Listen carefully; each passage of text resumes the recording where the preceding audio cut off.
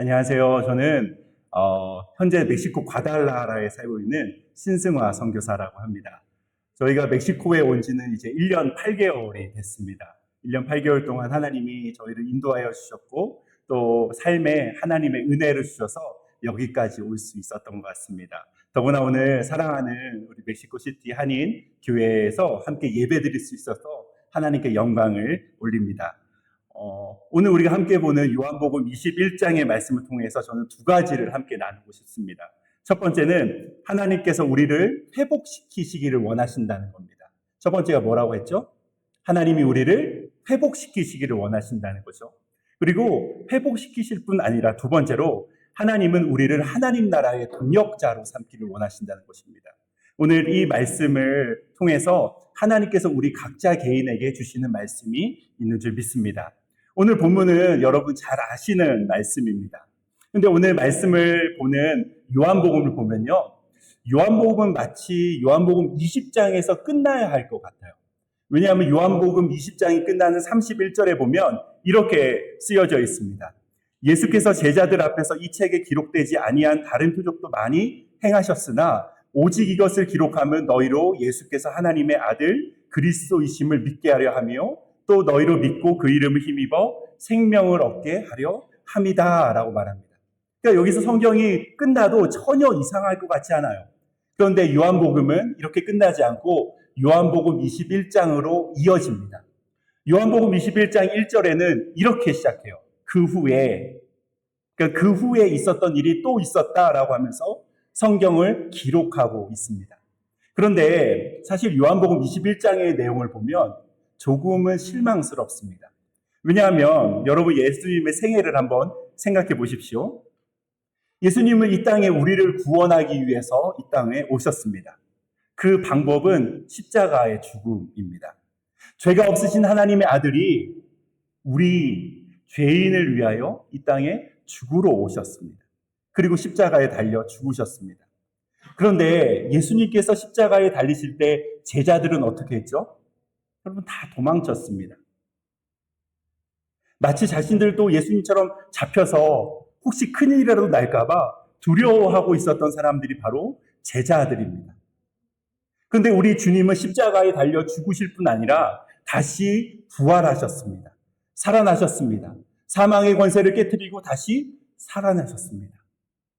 그리고 그 부활하신 주님은 오늘 요한복음 21장 본문에 보니까 20장 본문에 보니까 두려워하고 있었던 그 제자들에게 찾아오셨습니다. 심지어 예수님의 부활을 의심하고 있었던 도마에게는 손을 내밀어 만져보라, 내 옆구리에 손을 넣어보라 라고 말씀하셨습니다. 그리고 예수님께서 이렇게 말씀하셨습니다. 내 옆구리에 손을 넣어보라, 그리하여 믿음 없는 자가 되지 말고 믿는 자가 되라. 그때 여러분 도마가 뭐라고 고백했죠? 당신은 나의 주님이십니다. 당신은 나의 하나님이십니다. 라고 고백했잖아요. 여러분 이 순간들을 생각하면 너무 감격스럽습니다.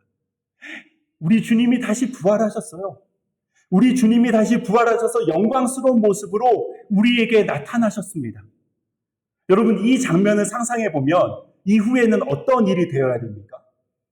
이제 제자들이 나가서 우리 예수님 다시 살아나셨습니다. 우리 주님이 부활하셨어요. 그분은 정말 하나님의 아들이었습니다. 라고 말해야 되는데 21장은 전혀 예상하지 못한 사건들이 시작됩니다. 7명의 제자가 등장합니다. 배경은 갈릴리 바다입니다. 갈릴리 호수에 7명의 제자들이 함께 앉아 있습니다. 시몬 베드로와 도마, 갈릴리 사람 나다네일, 그리고 세베대의 두 아들 야고보와 요한, 그리고 또 다른 제자 둘이 있습니다. 여러분 뭘 하고 있었을까요? 다들 그 호수를 바라보며 생각에 잠겼을 것이라고 생각합니다. 그 중에 가장 큰 생각이 무엇이었을까요? 아마 후회이지 않을까요? 우리 주님이 다시 살아나신다고 분명히 우리에게 말씀하셨는데 왜 나는 그걸 믿지 못했을까? 왜 주님이 그 십자가 지실 때 왜 나는 주님을 모른다고 했을까? 가장 큰 후회는 아마 베드로였을 것입니다. 베드로는 예수님을 사랑하는 사람이었습니다. 예수님을 위해서 자신의 목숨도 아끼지 않았던 사람입니다. 그런데 그런 자신이 예수님을 배신했고 예수님이 다시 살아서 부활하셔서 오셨을 때 베드로는 아마 할 말이 없었을 것입니다. 그러고 있을 때 마침 침묵을 깨고 시몬 베드로가 이렇게 일어나서 소리칩니다. 나는 물고기나 잡으러 가야 되겠다. 이때 다른 제자들도 뭐라고 말합니까? 자신들도 함께 가겠다라고 말합니다. 여러분, 예수님의 제자 중에서 다양한 사람들이 있습니다. 모두 다 어부가 아닙니다. 그런데 오늘 이 장면에서는 자신들도 다 지금 물고기를 잡으러 가겠다는 베드로를 따라 나섭니다. 여러분, 어떻게 됐죠? 그날 밤에 그들은 아무것도 잡지 못했습니다. 그물을 던졌지만 빈 그물만 건지고 그들의 손에는 빈손이었습니다. 여러분, 우리 인생에도 그럴 때가 있지 않습니까? 밤새도록 애쓰고 수고했는데 내가 힘을 다하여 노력했는데 아무것도 얻지 못하고 공허함만 얻을 때가 있습니다. 그럴 때 우리 주님께서는 제자들을 찾아오셨습니다. 예수님은 베드로를 처음 만날 때 그때처럼 그물을 던지라고 말씀하십니다. 그리고 그물을 던졌더니 정말 엄청난 물고기가 잡혔습니다. 그때 멀리서 예수님이었던 걸 알아본 요한이 말합니다. 예수님이다. 그때 그 말을 들은 베드로가 어떻게 했죠? 배가 육지에서 한 50에서 70m 정도의 그 되는 거리에 있을 때 베드로가 겉옷을 입고 예수님을 향하여 바다로 뛰어들었습니다. 헤엄쳐서 예수님께로 열심히 갔습니다. 육지에 올라오니 숯불이 하나 피어져 있었고 그곳에는 예수님께서 생선과 떡을 굽고 계셨습니다. 곧이어 배가 도착했고 다른 제자들도 배에서 내렸습니다. 요한은 오늘 성경에서 보니까 요한복음 21장에 큰 물고기가 153마리였다라고 말합니다. 여러분, 저는 이렇게 한번 상상해 봅니다. 왜 153마리였을까를 셌을까? 예수님이 오셨고 예수님을 만났고 그렇다면 예수님께 나아가서 해야 되는데 제자들은 그물을 올리고 물고기를 아마 한 마리 한 마리 세지 않았을까요? 얼마나 그 자리가 민망했을까요? 요한복음 20장에서 예수님이 부활하신 이후에 제자들의 모습은 21장에서 물고기를 잡다가 예수님께 마치 너무 민망한 상황이 발견된 듯한 그런 상황입니다. 물고기를 하나하나 다 셌더니 이제 할 일이 없어요. 그때 예수님께서 말씀하십니다. 이리 와서 아침 먹어. 성경은 이렇게 말합니다. 제자들이 주님인 줄 다 알기 때문에 당신은 누구입니까? 라고 말하는 사람이 아무도 없었다라고 말합니다. 오늘 본문은 그 후에 되어지는 일을 기록하고 있습니다. 여러분 15절에 보면 그들이 조반을 먹은 후에, 그러니까 아침 식사를 한 이후에 예수님께서 시몬 베드로에게 이렇게 물으십니다. 뭐라고 물으시죠? 요한의 아들 시몬아, 여러분 시몬은 어떤 이름이에요? 베드로가 예수님을 처음 만났을 때 사실 원래 이름은 시몬입니다. 그런데 예수님께서 그 시몬을 향해서 너는 이제 내가 베드로라고 부르겠다라고 말씀하신 거잖아요. 근데 예수님께서 오늘 이 장면에서 다시 원래 이름이었던 시몬을 부릅니다. 요한의 아들 시몬아, 내가 이 사람들보다 나를 더 사랑하느냐? 라고 말합니다. 사실 오늘 우리가 번역된 이 성경에서 이 사람들이라고 번역된 이 단어는 원래 원어적인 의미는 사실 이것들보다입니다. 그러니까 다시 말하면 요한의 아들 시몬아, 내가 이것들보다 나를 더 사랑하느냐? 여기서 이것들은 어떻게 보면 두 가지일 수도 있어요. 하나는 이 잡은 물고기일 수도 있고요. 또 하나는 함께 모여있는 제자일 수도 있습니다. 오늘 베드로는 마태복음 26장에서 이렇게 예수님께 말합니다. 예수님, 모든 사람이 주를 버릴지라도 저는 주를 버리지 않을 거예요. 누가복음 22장에서는 예수님, 제가 예수님이 오게 가면요, 저도 오게 가고, 예수님이 혹시 죽는 데까지 가면 저도 죽기를 각오했습니다. 라고 말했어요. 그러나 결국 베드로는 예수님을 버렸습니다. 여러분, 오늘 예수님이 하시는 이 질문에 베드로는 선뜻 대답할 수가 없었을 거예요. 아마 작은 목소리로 말했을 거예요. 주님, 그렇습니다. 제가 주님을 사랑하는 줄 주님께서 아십니다.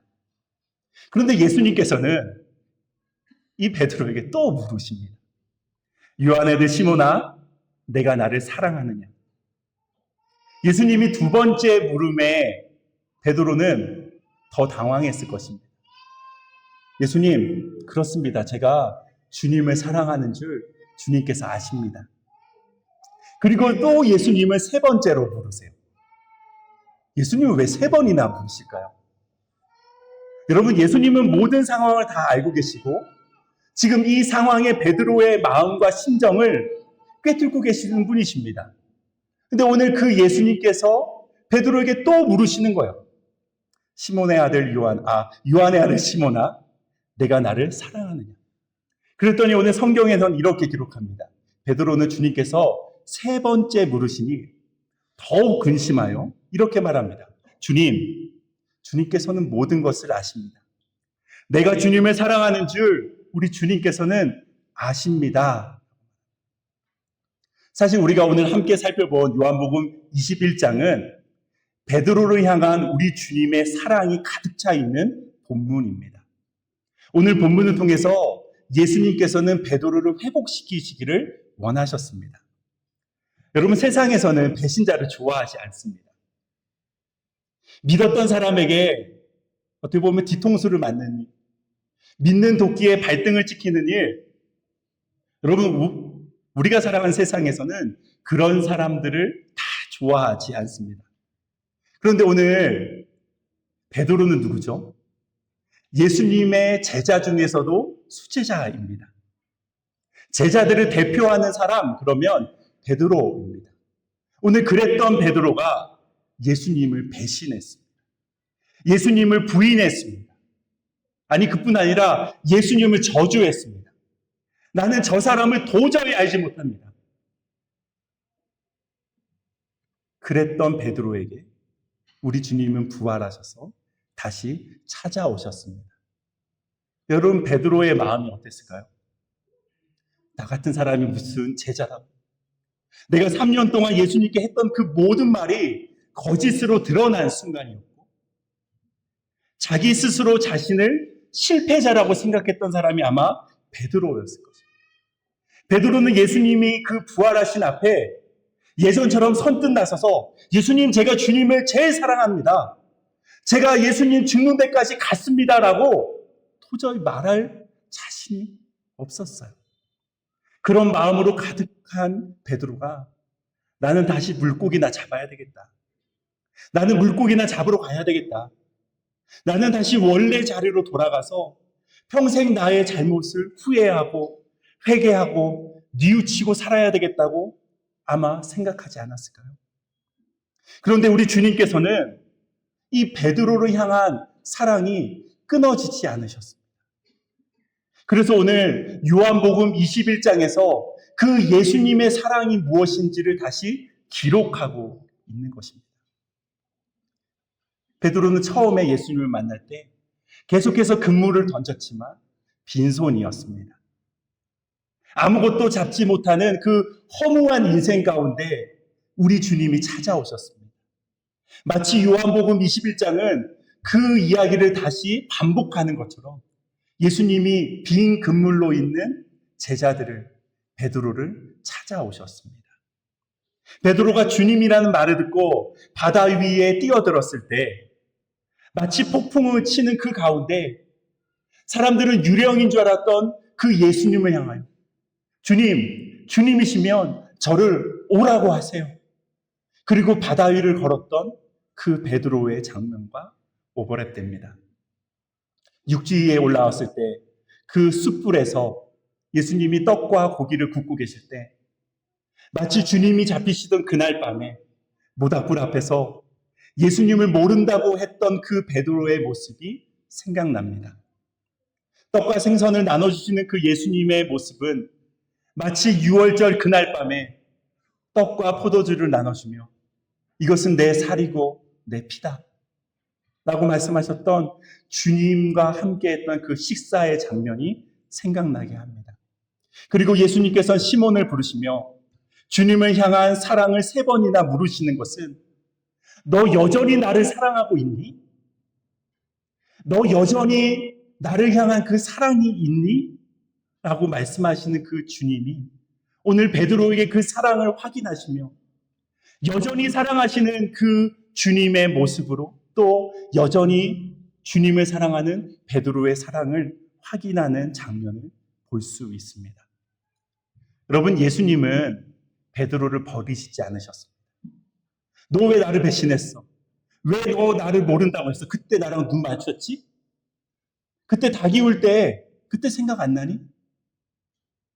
예수님은 그렇게 말씀하시지 않고 오히려 예수님은 베드로를 향한 사랑을 베풀고 계시고 오히려 사랑을 묻고 계십니다. 여기서 우리는 예수님께서 다시 베드로를 사명의 자리로 부르시는 것을 함께 볼 수 있습니다. 예수님께서는 그를 회복시킬 뿐 아니라 회복시킨 그 베드로를 다시 사명의 자리로 부르십니다. 내 양을 먹여라. 내 양을 쳐라. 내 양을 먹이라. 오늘 요한복음 21장 19절에 보면 우리가 함께 읽지는 않았지만 예수님께서는 베드로에게 이렇게 말씀하십니다. 너는 나를 따르라. 너는 나를 따르라. 여러분, 선교가 무엇일까요? 여러분, 선교하면 여러 가지 또 선교에 자기가 생각하는 정의들이 있습니다. 그럼 저는 선교를 이렇게 생각합니다. 선교는 예수님을 따라가는 것입니다. 예수님을 따르는 것입니다. 예수님의 제자들이 마치 예수님을 따라가는 것처럼 우리는 예수님을 따라가는 겁니다. 그러면 선교는 누가 할까요? 여러분, 특정한 사람들만 하는 거예요. 선교사님들만 선교할까요? 아닙니다. 모든 그리스도인은 예수님의 제자입니다. 예수님을 따라가며 예수님이 기뻐하시는 곳에 예수님의 마음이 가 있는 곳을 간다면 여러분, 그것이 선교입니다. 여러분, 우리는 어떻게 되었죠? 예수 그리스도를 만난 이후에 우리의 삶이 바뀌었습니다. 우리의 신분이 바뀌었습니다. 그 전까지는 내 삶의 주인은 나였는데 이제 내 삶의 주인은 바로 주님이십니다. 나의 왕이 주님이십니다. 그래서 내가 그 전까지는 결정하고 내가 뭔가를 다 했다면 이제 모든 결정권을 하나님께 드리고 내 삶의 결정권이 우리 주님께 있음을 고백하는 것이 바로 십자가의 사건입니다. 갈라디아서 2장 20절은 이렇게 말하고 있습니다. 현대인의 성경으로 제가 읽겠습니다. 내가 그리스도와 함께 십자가에 못 박혀 죽었으므로 이제는 내가 사는 것이 아니라 내 속에 그리스도께서 사시는 것입니다. 지금 나를 사랑하시고 나를 위해 죽으신 하나님의 아들을 믿는 믿음에서 살고 있습니다. 여러분, 우리의 신분은 완전히 바뀌었고 우리의 삶의 목적과 방향은 완전히 바뀌었습니다. 이제 내가 사는 것은 그리스도를 위하여 산다는 것이 우리 모두의 고백입니다. 여러분, 그렇다면 선교는 어떻게 해야 될까요? 선교에서 가장 중요한 것 한 가지가 있다면 저는 바로 마음이라고 생각합니다. 무슨 마음이죠? 바로 우리 주님을 사랑하는 마음입니다. 주님을 열렬히 사랑하는 마음. 우리가 교회에 와서 예배 드릴 때 가장 중요한 것이 무엇이냐고 물으신다면 바로 예수님을 사랑하는 마음입니다. 주님을 사랑하는 마음이 있다면 그 다음에는 모든 것이 다 되어집니다. 주님을 사랑하는 그 마음이 뜨겁다면 우리는 뭐든지 할 수 있습니다. 그런 하나님을 사랑하는 사람에게 우리 주님은 양들을 맡기십니다. 양들을 내가 억지로 막 모으지 않아도 우리 주님이 양을 맡기십니다. 주님을 사랑하는 그 사람에게 오늘 마치 베드로에게 너는 내 양을 쳐라, 내 양을 먹이라 말씀하신 주님은 오늘도 주님을 사랑하는 그 사람들에게 양들을 맡기십니다. 왜 맡기실까요? 주님을 사랑하는 마음으로 그 양을 어떻게 돌볼지를 우리 주님께서 아시기 때문입니다. 주님을 사랑하는 마음으로 주님의 양들을 어떻게 치는지, 어떻게 인도할지를 우리 주님은 아시기 때문입니다. 저는 한국에서 한 교회에서 12년 동안 부교육자로 사역을 했습니다. 코로나가 한참일 때 2022년 1월에 우리 주님은 저희 가정에 멕시코에 대한 마음을 주셨습니다.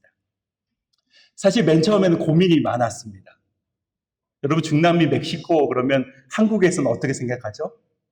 거기 위험한데, 거기 카르텔과 마약이 가득한데, 실제로 와서 보면 그렇지 않은데 한국에서 인식은 그렇습니다. 저로 마찬가지였습니다. 멕시코 그러면 막 가슴이 뛰어서 거기 한번 가보고 싶다라고 생각한 적이 단 한 번도 없습니다. 그리고 사실 가장 중요한 건 제가 멕시코에 와본 적이 없다는 것입니다. 그런데 하나님이 정말 저를 멕시코로, 저희 가정을 멕시코로 부르신 게 맞을까? 라고 고민하는 시간들을 꽤 오랫동안 보냈습니다. 여러 가지 하나님이 사인들을 보내셨지만 그 중에 가장 결정적인 사건이 하나 있었습니다. 2022년 11월에 저희 교회에서 함께 사역했던 목사님이 개척을 했습니다. 그리고 얼마 되지 않아서 이제 약속을 잡았어요. 만나기로 하고 약속을 잡았는데 그 며칠 전에 그 목사님이 저에게 전화가 왔습니다. 그리고 이렇게 말합니다. 목사님, 오늘 아침에 제가 굉장히 신기한 일이 있었어요. 라고 하는 거예요. 그래서 제가 물었어요. 뭐가 신기한 일이었어요? 라고 했더니 자기 교회에 있는 상가에 부동산이 있는데 부동산 사장님이 아침에 자기를 찾아왔답니다.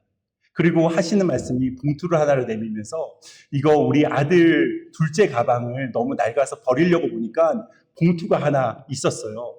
근데 봉투를 열어보니까 제가 어디 줄 데는 없고 목사님한테 드리면 아마 어디 줄 데가 있을 것 같아서 목사님에게 드립니다 라고 했던 거예요. 그리고 목사님이 그 봉투를 열어봤더니 멕시코 페소가 들어있었던 겁니다.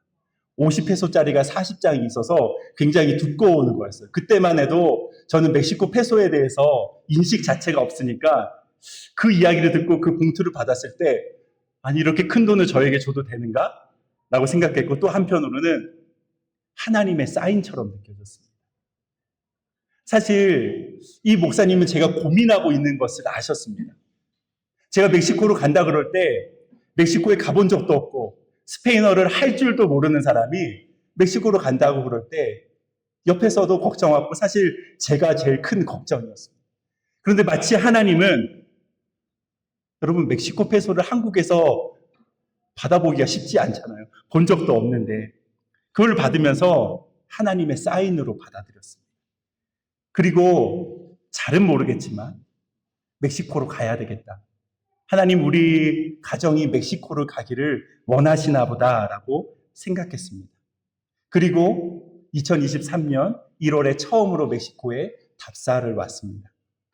그리고 2023년 상반기 때 GMS에서 훈련을 받았습니다. 훈련을 받는 내내 선배 선교사님들이 저희 가정에 이렇게 물으셨습니다. 선교사님네는 가면 무슨 사역을 할 거예요? 라고 물었어요. 저희의 대답은 다른 선교사님들은 저는 이런 사역을 준비하고 있습니다. 저는 오래전부터 이 사역을 꿈꾸고 있었습니다. 라고 말하는데 사실 저희의 말은 그렇게 거창하지 못했습니다. 마치 저희의 인생에 도화지가 있다면 그 그림에 조금 제가 그려놓은 그림을 지금 지우개로 열심히 지우고 있습니다. 그 그림을 지워야지 하나님이 그림을 그리시지 않을까요? 저희는 사실 무엇을 해야 될지 잘 모르겠습니다. 그냥 하나님이 마음을 주셔서 그냥 따라가려고 합니다. 그럼 어떻게 보면 대책 없는 선교사 가정입니다. 여러분 어떻게 보면 우리가 살아가는 세상에서는 겉으로 보여지는 모습으로 사람을 판단합니다. 어느 곳에 사는지, 어떤 일을 하는지, 그가 가지고 있는 소유는 무엇인지, 그의 가정의 배경은 무엇인지를 보고 사람을 판단합니다. 그러나 그것은 사람이 가지고 있는 한계입니다. 사람이 어떤 일을 한다고 해서 그 사람을 드러내는 것은 아닙니다. 여러분 가장 중요한 신앙은 무엇일까요? 가장 중요한 신앙생활은 무엇일까요? 그럼 그가 하고 있는 것보다 바로 그가 얼마나 하나님을 사랑하는가가 훨씬 더 중요합니다. 여러분, 하나님을 사랑하는 마음으로 오늘 여기까지 오신 줄 믿습니다. 우리 주님은 그 마음을 보십니다. 선교는 하나님의 일입니다. 제가 무언가를 계획하고 전략을 짜고 어떤 방법을 실행하고 한다고 해서 그 선교가 잘 되는 것이 아닙니다.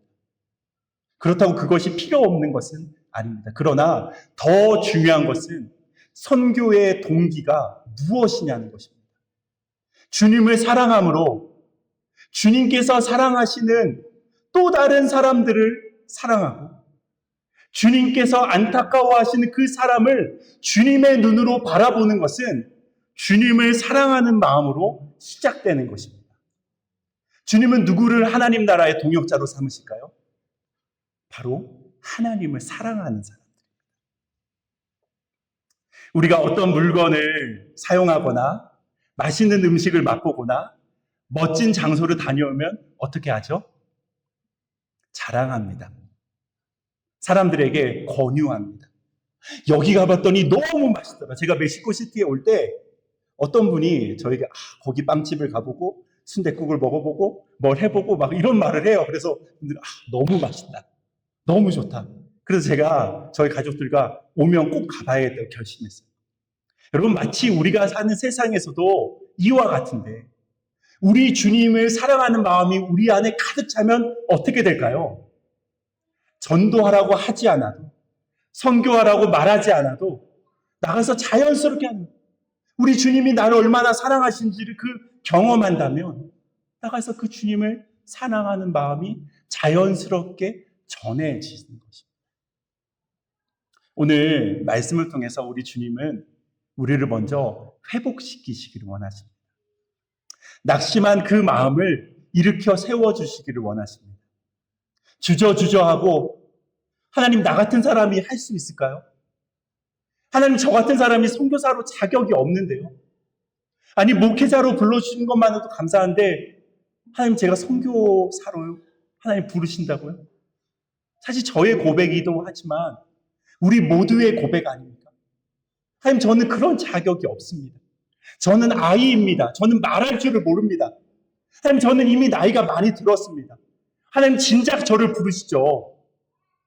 성경에는 수많은 사람들이 저는 할 수 없어요 라고 말하는데 우리 주님이 그들을 부르실 때 그들을 부르실 뿐 아니라 능력도 주시지 않습니까? 오늘 성경은 이 요한복음을 통해서 우리도 부르시고 계시는 거예요. 오늘 주님께서는 우리 모두에게 이렇게 말씀하십니다. 나를 따르라. 나를 따르라. 나를 따르라. 뭘 해야 될지 잘 모르겠어요.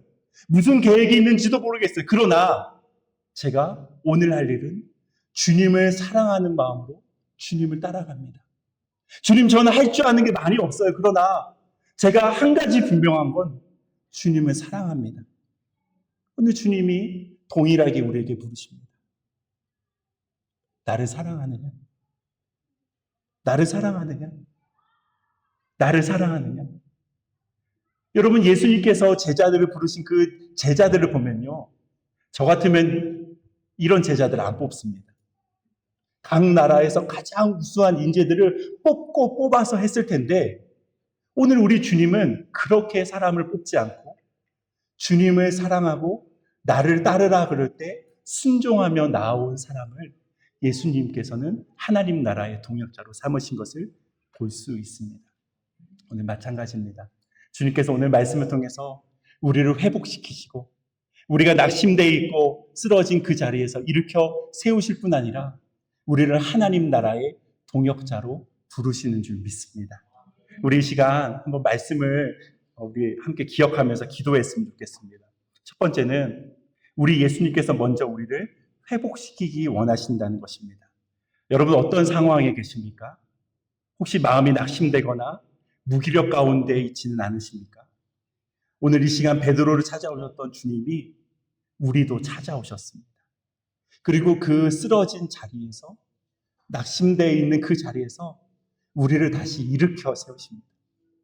그리고 주님은 우리를 안아주시며 사랑하는 딸아, 사랑하는 아들아, 내가 너를 사랑한다. 사랑하는 자야, 일어나 나와 함께 가자. 우리 주님을 사랑하는 마음, 네, 주님, 제가 주님을 사랑합니다. 제가 주님을 얼마나 사랑하는지 우리 주님께서 아십니다.